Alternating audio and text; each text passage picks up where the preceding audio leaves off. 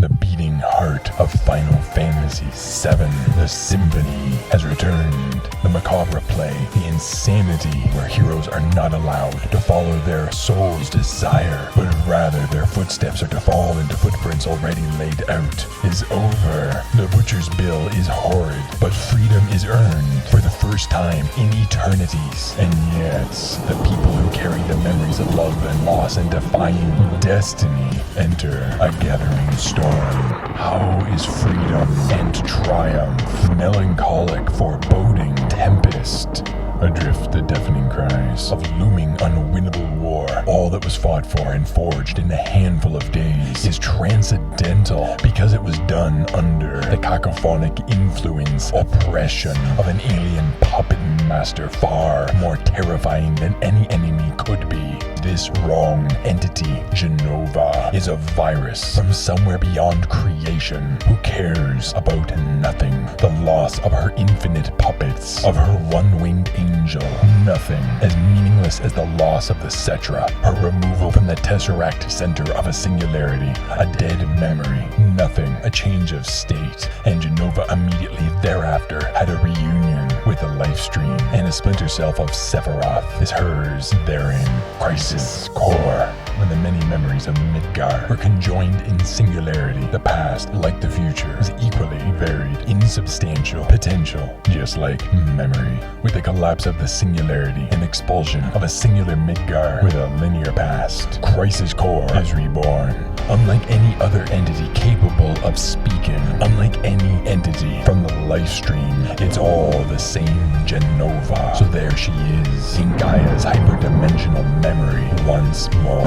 Sephiroth, the one-winged angel, the first soldier, Hojo's lab experiment, is unleashed, more powerful than the Advent Children version of him, and now he is aware that his mother is lost to him, and virus cannot fill that void. Ore, no longer. Watashi, still driven by pain and fear and betrayal, something that is anathema to existence is inside of him. His end game is undoubtedly ego-driven, uncaring of how many lives get crushed along the way, except one, at the edge of creation, as well as, hours later, black feathers assail Cloud, Watashi, Sephiroth's feathers. Why did he not just enter the remake timeline? Watashi Sephiroth may be redeemable by some perspective. He may be doomed to Jenova or cellular decay, and he may be unbeatable. And the splinter self of Sephiroth is not alone. The most monstrous ego to ever grace Gaia also looms in the unseen shadows, warping reality, lurking in Cloud's mind, and assailing those on Gaia's surface with varying awarenesses and objectives. From Advent Children to Final Fantasy VII to the splinter self native to the Remake Rebirth timeline, who stabbed Barret, disposed of immortal ghosts without a thought, and who will soon wish to summon Meteor. The Dreamweaver is also inside other horridly powerful, beautiful monsters. Genesis, Weiss, anyone else Hojo has jabbed a needle into, and a few remaining demigods. The enemies of beloved heroes and children alike are legion and dark angelic. It is most ominous that the most aware first soldier, Watashi Sephiroth, does not enter the Remake Rebirth timeline, save for his black feathers, when accidentally Cloud did. Does Sephiroth know there are more than two Clouds and a living Zack, a trio for whom reality flashes white and a tempest gathers? When the one-winged angel understands the interconnected nature of realities, possibly more than anyone who else might know or find out. And these are but the civilization-ending threats. As the Symphony returns, there are far deadlier perils and glorious destinies hitherto unseen, just waiting to wretchedly rack or effugantly fulfill the heart of each hero, each person. Beneath smiles slithers inner turmoil. Behind clenched fists lurks soul-kissing discovery, all unbridled like the fury of a tempest. Tifa Jenova is at her breaking point. How much longer can she be strong for everyone should it come to pass? How will she handle Cloud, giving Sephiroth the black materia amongst a great many travails awaiting her and those she loves? And yet, out on the unknown road is a uniquely unburdened time where those she walks with are not innocent villagers or peoples of the slums, but rather fellow heroes who can also do the saving. It's a time where she can be strong for herself. Barret.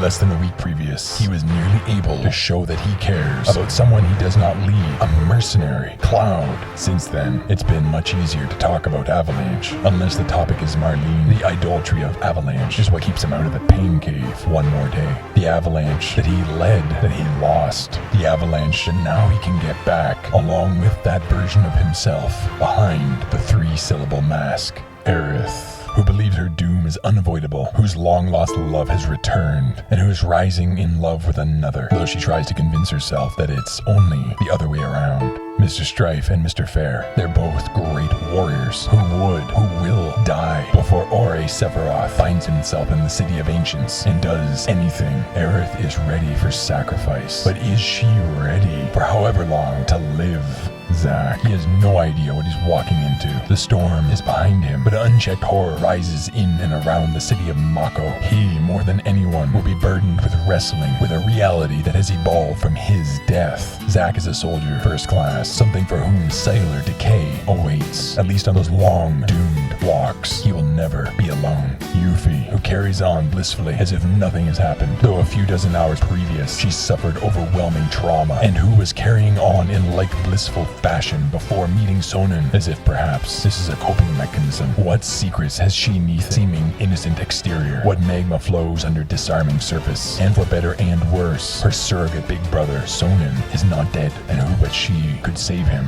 However, she does have one much easier enemy to face. As Shinra musters, she and her ninjas have a rendezvous, a rematch. Except this time, Shinra does not have an army of first soldiers. Cloud of Remake. This Cloud is willing to kill when the original was not. Remake Cloud smiles, dances, and goes on dates when the original definitely did not. The original version of Cloud needed to remove his mask to be free, and yet Remake Cloud seems to be freer, sooner, integrating his mask, being himself, and the best of what he believes he is, becoming something unknown. When this much different Cloud sits down in a room in calm to tell a story about Nibelheim, it will be like a black bird flying towards Midgar, familiar, and yet the cross currents are phantasmagorically more potent. Everyone is aware of Sephiroth already, and Miss Gainsborough has revealed she knows a tremendous amount about the one-winged angels. Tifa knows Cloud is not soldier first class, and in the past handful of days has already dropped hints to Cloud that she knows, and Aerith is privy to information beyond even this.